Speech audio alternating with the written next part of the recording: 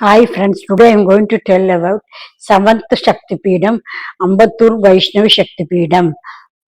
வடக்கில் இருக்கும் வைஷ்ணவி தான் தேவிதான் நினைவுக்கு வரும். அவருக்கு இன்னொரு பெயர் ஷேர்வாலி. இந்த பெயரில் அழைக்கப்படுகிறார். ஸ்ரீ பல ரூபங்கள் சக்திக்கு இருக்கிறது. இந்த சக்தி பீடங்கள் எப்படி உருவானது நிறைய பார்த்திருக்கிறோம். 65, 108, 101, 101 புராணங்கள் சொல்கிறது. எப்படி இருந்தாலும் சக்தி பீடங்கள் நாம் நினைத்து கொண்டு வர புராணங்கள் சொல்கிறது. எப்படி இருந்தாலும் சக்தி பீடங்கள் நினைத்து கொண்டு வருது. பல பீடங்கள் இந்த சக்தி பீடம் வரையில்தான். சென்னை மாநகரிலே அம்பத்தூருக்கு அருகிலே திருமுல்லை வாயிலில் ஊரில் அமைந்துள்ளது. இது எழும் சக்தி பீடம் வரிசையில் வருகிறது என்று தெரியாது. சக்தி பீடம் ஒன்று நாம் இந்த உலகத்திலே காஞ்சி மகா பெரியவர் இந்த சக்தி பீடம் திருமுல்லை வாயில் இருக்கிறது என்று அம்பத்தூர் வைஷ்ணவி என்று பெயர் வந்தது பார்த்தோம். ஏனென்றால் இந்த அம்பத்தூருக்கு பெயர் காரணம் 51 ஊர் என்பதால் அருகிலே அம்பத்தூர் ஆகிவிட்டது. அம்பத்தூர் ஒரு பிரபலமான ஊர் என்ற காரணத்தால் திருமுல்லுவாயில் வைஷ்ணவி அப்படி என்று சொல்லி இருந்தால் அம்பத்தூர் வைஷ்ணவி கோவில் பெயராகிவிட்டது. அன்னை வைஷ்ணவி திருக்கோவிலில் சனி சந்நிதி கொண்டு நின்ற கோலத்தில் திருவருளை பொருந்தபடி இருக்கிறார். இந்த திருக்கோவில் இருபுற வாயிலே கந்த பெருமானும் விநாயகர் பெருமானும் காட்சி அளித்திருக்கிறார். முருகப்பெருமானும் பிராண பெருமானும் விநாயகர் பெருமான் அன்னை யானையின் முதலுக்கு ஆற்றல் உள்ளவராய் இங்கு காட்சி அளிக்கின்றது. இங்கு அன்னையின் தனி சன்னதிக்கு அருகே ரமண மகரிஷி படமும் இருக்கிறது. என்ன வித்தியாசம் இருக்கிறது? ரமண மகரிஷி படம் இருப்பதற்கு ஒரு காரணம் இருக்கிறது. இங்கு திருக்கோயிலை சுற்றி வர அந்த ஆஞ்சநேயர், மகேஸ்வரி, ஸ்ரீ பிரம்மா, ஸ்ரீ நாராயணி செய்யுள் படங்கள் சிறப்பான முறையில் அமைக்கப்பட்டு இருக்கிறது. வள்ளிமலை, அருணகிரிநாதர், அகத்தியர் மற்றும் அமைக்கப்பட்டுள்ளது. இதில் இன்னொன்று இருக்கிறது, தட்சிணாமூர்த்தி சந்நிதி தனி சந்நிதி இருக்கு. இந்த கோவில் ஸ்ரீ தட்சிணாமூர்த்தி அமைக்க வேண்டும் என்று ஆரம்ப காலத்திலே தோன்றவில்லை. ஆனால் பிற்காலத்தில் தட்சிணாமூர்த்தி என்று தனி சந்நிதி அமைக்க வேண்டும் என்று ஒரு காரணம் இருந்தது. ஆன்மீக செய்தி, புராண செய்தி இருக்கிறது. 1958ஆம் வருடம் பிப்ரவரி 3ஆம் தேதி இந்த மேற்கொள்ள நிஷ்டையில் இருக்கும்போது அந்த நிஷ்டையில் மேற்கொண்டதால் பிரம்ம முகூர்த்தத்தில் அதை உணரும் வகையில் காலை 4 மணிக்கு ஒரு காட்சி தோன்றியது. அன்னை சந்நிதிக்கு அருகில் கூடிய பிரம்ம மகரிஷி படத்திலே ஒரு நாகம் தொடர்ந்து 3 நாட்களாக படம் எடுத்து ஆடிக்கொண்டிருந்தது. திருஞானம் என்பவருக்கு அதை உணர்ந்தால் இந்த தோற்றமானது சக்தி பீடமான இந்த திருத்தலத்தில் சிவசக்தியாக இருப்பதாக உள்ளது உணர்த்துகிறது. அவருக்கு தோன்றியது. ரமண மகரிஷியும் சாதாரணமா இல்ல, இந்த கலியுகத்து மகான் ரூபத்தில் வாழ்ந்து சிவரூபமாக கருதப்படுகிறார். அதனால் அன்னை பராசக்தி ரமண மகரிஷின் மீது படத்தின் மீது நாம் குடிகொண்டு ஆடிய இந்த சிவசக்தி தத்துவத்தை உணர்த்துகிறார். அங்கு சிவபெருமானுக்கு ஒரு தனி சந்நிதி அமைக்க வேண்டும் என்று நாகரூபம் கொண்டு ஆடி ஆணையிட்டு இருக்கிறார். இதை புரிந்து கொண்ட அன்பர் மற்றும் இருக்கக்கூடிய பக்தர்கள் சிவபெருமானின் சுயஸ்வரூபமான தட்சிணாமூர்த்திக்கு தனி சந்நிதி அமைக்க வேண்டிய ஆலய பணிகள் துரிதப்படுத்தினர். அன்னை ஆணையினால் அனைத்து வேலைகளும் துரிதமாக நடைபெற்று கொண்டிருந்தது. தட்சிணாமூர்த்தி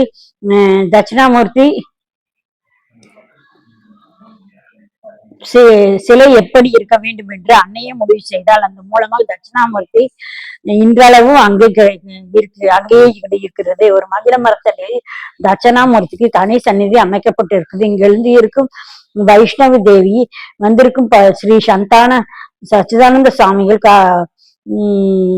காத்திருந்து புகழ்பாடி ஆவணம் செய்துள்ளார். காஞ்சி காமகோடிகள் ஸ்ரீ மடாதிபதி ஸ்ரீ குரு சங்கராச்சாரியார் அவர்கள் இந்த திருத்தலத்திற்கு விஜயம் செய்திருக்கிறார். அங்குதான் அன்னைக்கு தங்க ஒடியான மற்றும் கிரீடம் எல்லாம் அணிவித்துள்ளார். அன்னை வைஷ்ணவி தேவி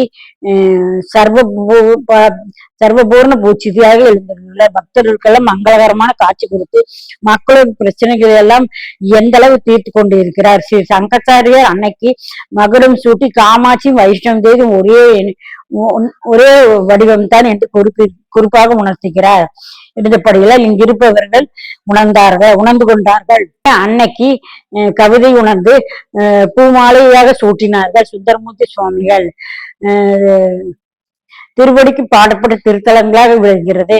அருணகிரிநாதன் புகழுக்கு இரட்டை அருள்வாக்கும் வானளவுல அருள்பாலுக்கும் பாடப்பட்டு திருத்தலமாக இந்த அம்பத்தூர் வைஷ்ணவி என் திருத்தலமாக விளங்குகிறது. இத்திருத்தலத்தில் எழுந்தருளி இருக்கும் அன்னை வைஷ்ணவி இன்றளவும் பல அற்புதங்களை செய்து கொண்டு இருக்கிறார்.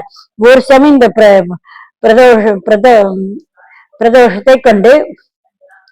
பிரதேசத்தை கொண்டு ஆண்டு கொண்டிருந்த தொண்டைமானுக்கு போர் ஏற்பட்டது. இந்த இந்த இடத்தை ஆண்டு கொண்டு தொண்டைமானுக்கு போர் ஏற்பட்டது. பகைவர்கள் தொண்டைமான் தோற்கடிக்கப்பட்டார். தீர்க்கட்ட வேண்டும் என்று நினைத்து அவரை துரத்துகிறார்கள். இருவரும் பகைவர்களை சுற்றி சுற்றி நாம் ஓடவில்லை என்றாலும் பரவாயில்லை, நம் உயிரோடு இருந்தால்தான் இந்த பகைவரிலிருந்து வெல்ல முடியும் என்று எண்ணத்தோடு என்ன பண்ணுகிறார், போருக்கு சென்று ஆணை மீது அமர்ந்து வேகமாக போயிட்டு இருக்கிறார். அப்போது கொண்டு போய் இருக்கிறார். போய்கொண்டிருக்க வேளையில் என்ன ஆயிற்று என்றால், முல்லை கொடி இருந்த அந்த கொடியின் கொண்டபடியால் அதற்கு மேற்கொண்டு ஓட முடியவில்லை. யானை தடுமாறி கொண்டு பார்த்து தொண்டைமான் கீழே புகுந்து அங்கே முல்லை கொடியை யானையின் கால்களிலிருந்து சுற்றி பார்த்து தன் வாளை எடுத்து அந்த முல்லை கொடியை நறுக்கி போய்விட்டார். அதற்கு பிறகு பார்த்தால் அந்த வாளில் தன்னுடைய உடைவாளில் சொகுக்கும் போகும்போது அதுல இருந்து ரத்தக்கரை இருக்குதாவும் நம் முல்லை கொடியை தான் நடிக்கணுமோ என்று வானவில்லை இந்த வாளில் இந்த ரத்தக்கரை இருக்குது என்று துணிந்து பார்க்கிறார். பகைவர் துருத்தினாலும் பரவாயில்லை, நாம் யாரையும் கொன்று விட்டோம் என்று இறங்கி பார்க்க வேண்டும். அப்படி என்றால் இறங்கி அந்த முல்லை புதரை விலக்கி பார்த்தால் அங்கு ஒரு சிவலிங்கம் இருக்கிறது. அதன் தலையிலிருந்து ரத்தம் வடிந்து கொண்டிருக்கு. இந்த தொண்டைமான் முல்லை கொடியைத்தான் நறுக்கிய போது அங்கே என்னவாயிற்று என்றால், சிவலிங்கத்தின் மீது தலையில் பட்டிருந்து ஊற்றி கொண்டிருந்தது. அங்கே அவன் செய்தது அறியாது திணறி கொண்டிருந்தான். கடவுளை என்ன அபத்தம் செய்து விட்டேன், என்னுடைய போராத காலத்தால் பகைவர்கள் போரில் வென்ற காணாமல் போக வேண்டும் என்று தோற்று போய் நான் ஓடிக்கொண்டிருக்கிறேன். என்னுடைய வாளில் இந்த உலகத்தை காத்து ரட்சிக்கின்ற சிவபெருமான் தலைவில் பட்டுவிட்டது. ரத்தம் கசிந்து கொண்டிருக்கிறது. நாம் உயிர் விற்க வேண்டுமா? நாம் பகைவர்கள் தோற்றுவதை விட இது என் மனத்துக்கு வேதனை அளிக்கிறது, அடைய செய்கின்றது. நான் உயிரோடு இருக்கக்கூடாது என்று வாளை உருவி தன் தலையை கொய்ய வேண்டும் என்று பொழுது இறைவன் குரல் கேட்கிறது, மன்னவா, உன் வாழ் என் சொரூபத்தை நான் வாசுப்படுத்தவில்லை, நான் மாசிலாமன் என்று அதிகம் அப்படி என்று சொல்லிவிட்டு மன்னவனை சாந்தப்படுத்தின பிறகு இறைவனை நாம் எம்பெருமானோடு தொண்டைமான் பகைவர்கள் வென்று வரும்படி ஆணையிட்டார். நந்தியம்பெருமான் சிவங்கணங்களோடு போய் தொண்டைமானின் பகைவர்களை வெற்றி தேடித்திருக்கிறார். இது உண்மை என்று நிரூபிக்க அந்த திருத்தலத்திலே பூமியிலே மாசிலாமணி திருக்கோவில் இந்த எழுந்தருளி இருக்கிறது. சிவபெருமான் எழுந்தருளி உள்ளார், அது வேறு இடத்தில். ஆனால் இந்த கோவில் நந்தியம்பெருமான் சிவபெருமானை நோக்கி இருக்க மாட்டார், எதிர் திசையில் இருப்பார். இது எதை மாற்றுகிறார்? சிவபெருமான் ஆணையை ஏற்றுக்கொண்டு சிவபெருமான் சிவகணங்களுடன் போருக்கு போவதை போல அமைந்திருக்கும் அந்த அற்புத காட்சியை மாசிலாமணி திருக்கோவிலில் அன்னை எழுந்திருக்கிறார். வைஷ்ணவி தேவி கோவிலிலும் அங்கே அருகே இருக்கிறது. அங்கே அன்னை கொடியுடைய நாயகி என்ற பெயரில் காட்சி அளிக்கிறார். சக்தி பீடமாக அம்பத்தூரில் வைஷ்ணவ தேவி கோவிலுக்கு செல்வது சிறப்பு. அதில் இருந்து 2 திருத்தலங்களுமே சேர்த்து தரிசனம் செய்துட்டு வந்தால் ரொம்பவே சிறப்பு. அதனால இதுவரை ஒரு வைஷ்ணவி கோவிலுக்கு போவீர்கள் என்றால் வாய்ப்பு கிடைக்கும் போது மிகவும் சிறப்பு வாய்ந்த திருத்தலம். இந்த கோவிலுக்கு சென்றால் அன்னை தாட்சானின் உடல் கூறு விழுந்தோடும் என்ற உணர்வு ஏற்படும் பொழுது மெய் சிலுக்கும். அந்த அனைவரும் பகிர்ந்து கொள்ளுங்கள். Okay friends, bye. Please subscribe my channel. Okay bye, please subscribe. நாம் அனைவரும் சென்று அன்னை வைஷ்ணவி தேவி, அம்பத்தூர் அன்னை வைஷ்ணவி தேவியை வணங்கிவிட்டு வருவோம். ஓகே ஃப்ரெண்ட்ஸ், பாய்.